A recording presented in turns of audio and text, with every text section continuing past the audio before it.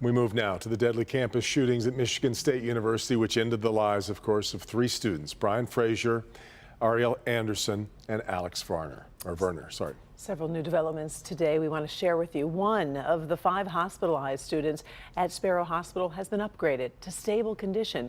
The other 4, though, are, last check, listed in critical condition. On the investigation side, police today said the shooter, Anthony McCrae, shot and killed himself.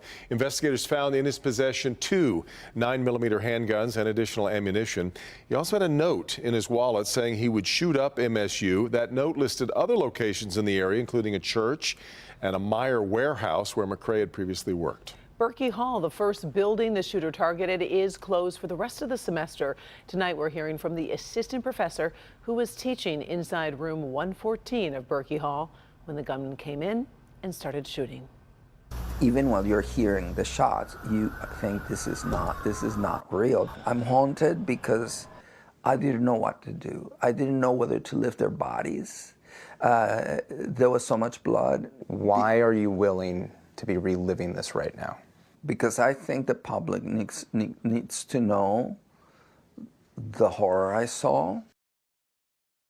Well, we have learned one student barricaded in his room at MSU spent the night texting with his brother, who had survived being shot at Oxford High School. We have talked with this family before. Our Mara McDonald is live in Oxford tonight. Mara, it is so hard to fathom brothers actually having to deal with 2 separate school shootings.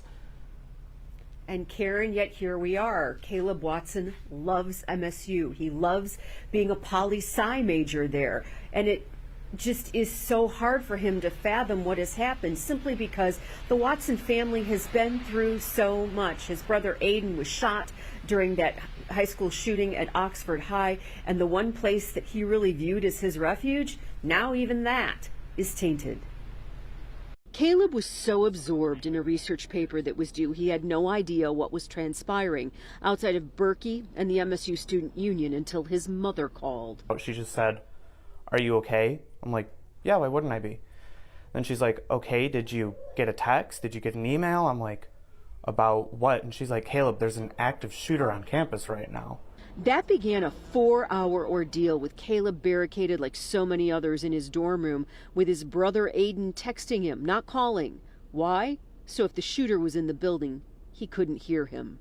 Aiden had texted me, first asking if I was okay, and I said, "Yes, I'm just staying in my room." And then after that, he started to text me advice on how to survive. And when my brother sent a text saying, "Make sure your phone's off so they can't hear you," I just started crying. Aiden was shot in the leg during the mass shooting at Oxford High School. His recovery has been long and hard for the entire Watson family, which now has the distinction of saying both their boys survived 2 separate school shootings. Going to MSU was just, I didn't have to think about it, I didn't have to see it, I could just enjoy being a normal college student. But now even that's been ripped away from me.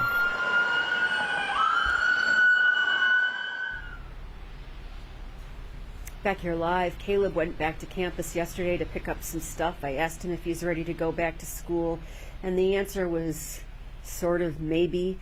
He said he thinks he'd feel a whole lot better if the university would institute some safety measures, like making sure all those halls and dorms were student and faculty access only, but he realizes that kind of a change couldn't possibly happen in just a couple of days. We're live in Oxford tonight. I'm Mara McDonald, Local 4. Unreal. We keep using that word, unreal. All right, Mara.